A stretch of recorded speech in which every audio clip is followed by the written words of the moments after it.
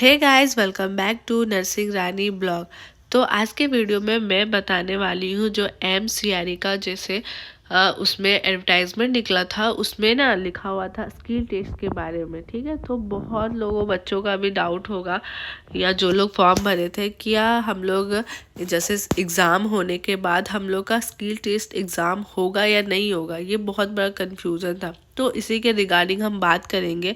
एक नोटिस आया है, ठीक है, स्किल टेस्ट के अकॉर्डिंग, मतलब तो इसी के बारे में आज हम लोग डिस्कस करते हैं आज के वीडियो में। ठीक है, तो जो स्किल टेस्ट के बारे में ये देखिए, यहाँ group code and group name लिखा हुआ है। ठीक है, कि किनका किनका स्किल टेस्ट का मतलब आया हुआ है, जो नोटिफिकेशन कि किनका किनका अभी होगा। इसमें से अभी नर्सिंग ऑफिसर्स का नहीं है, बाकी सारा का है।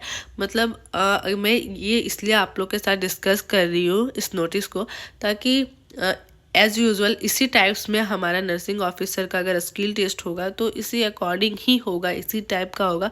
तो उसका भी प्रिपरेशन हमारे पास होना चाहिए, बस उसी के लिए मैं बता रही हूँ। जैसे यहाँ पे ग्रुप कोड और ग्रुप नंबर, ग्रुप नेम जो दिया हुआ है, ठीक है, जैसे असिस्टेंट का, डाटा एंट्री ऑपरेटर का है, जूनियर मेडिकल रिकॉर्ड ऑफिसर का है, मैकेनिज्म का है, असिस्टेंट सिक्योरिटी ऑफिसर का है।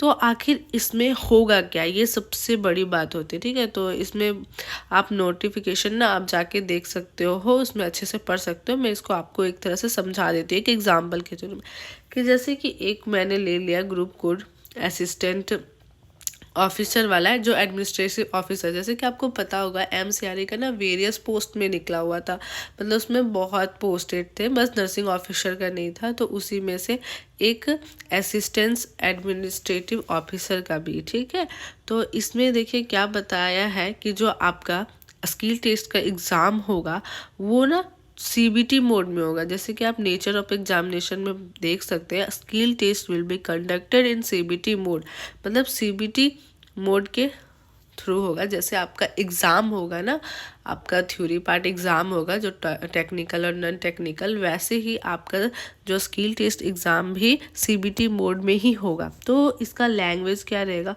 कॉस इंग्लिश लैंग्वेज रहेगा। ठीक है, हिंदी नहीं रहेगा, CBT से देना है, इंग्लिश लैंग्वेज रहेगा। और इसका ड्यूरेशन, मतलब कितने आवर्स का ये एग्ज़ाम हो सकता है, 60 मिनट, मतलब 1 आवर का ये एग्ज़ाम होगा।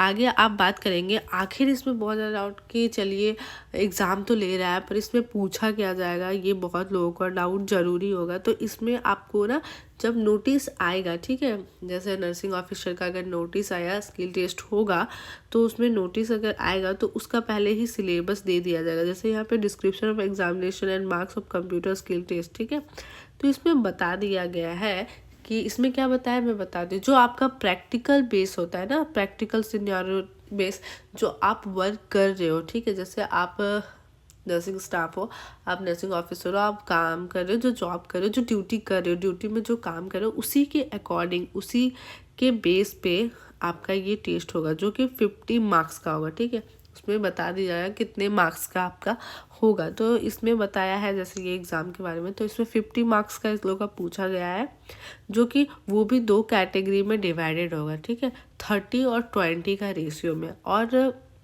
इसमें और एक बहुत इम्पोर्टेंट पॉइंट ये है कि इसको पास करना बहुत ज़्यादा ज़रूरी है। मतलब इसका जो पासिंग स्कोरिंग मार्क्स है कम से कम ना 17 मार्क्स है। ठीक है, 17 मार्क्स आपको लाना है तभी पास हो।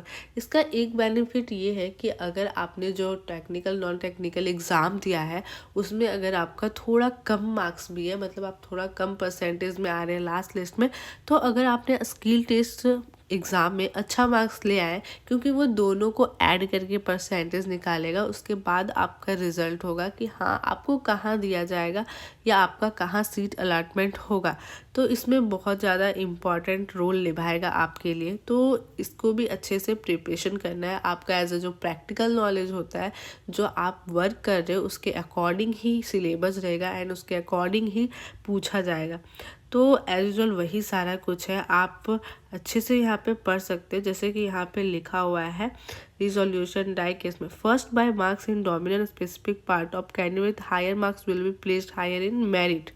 ठीक है, जो मैंने बताया, if not resolved by the marks general part with candidate with higher marks will be placed higher in merit. ठीक है, इसमें और एक चीज़ दिया, the number of wrong answer negative marking will be use. ठीक है, अगर आपके क्वेश्चंस गलत होंगे ना तो इसमें नेगेटिव मार्किंग भी है, तो इसलिए हमें जो ना आएगा अच्छे से उसी को ही करना है, नेगेटिव मार्किंग नहीं लेना है। फिर पता चलेगा कि हमने जितना किया नहीं उतना हमारा नेगेटिव मार्किंग में सारा मार्क्स गया।